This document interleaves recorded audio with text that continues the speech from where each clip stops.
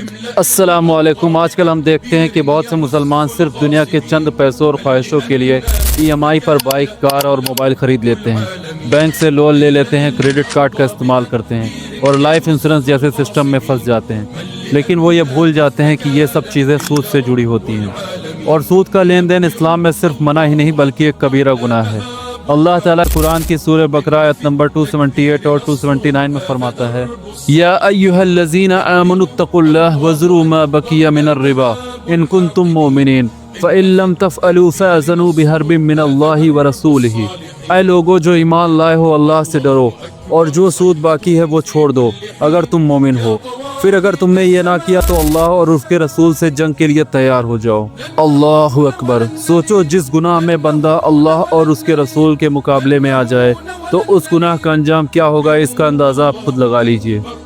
آج کل ہم اپنی آسان زندگی، تھوڑی سی راحت اور دکھاوے کے لیے اللہ کی غضب کو خرید رہے ہیں، صرف اس لیے کہ ہماری جیب میں مہنگا موبائل ہو، ہماری گلی میں کار کھڑی ہو۔ لیکن کیا یہ چیزیں جنت کی قیمت ادا کر پائیں گی؟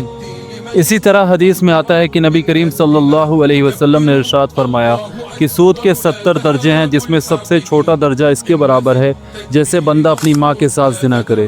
استغفر اللہ۔ سوچو، 70 درجوں میں سب سے چھوٹا درجہ اس گناہ کے برابر ہے تو سب سے بڑے درجے کا کیا حال ہوگا؟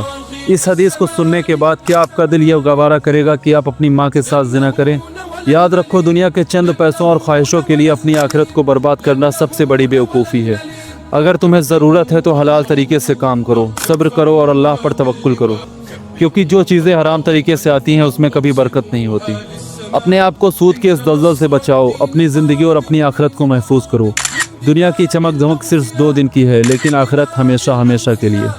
اس ویڈیو کو آگے بھی شیئر کیجیے۔ جزاک اللہ خیر۔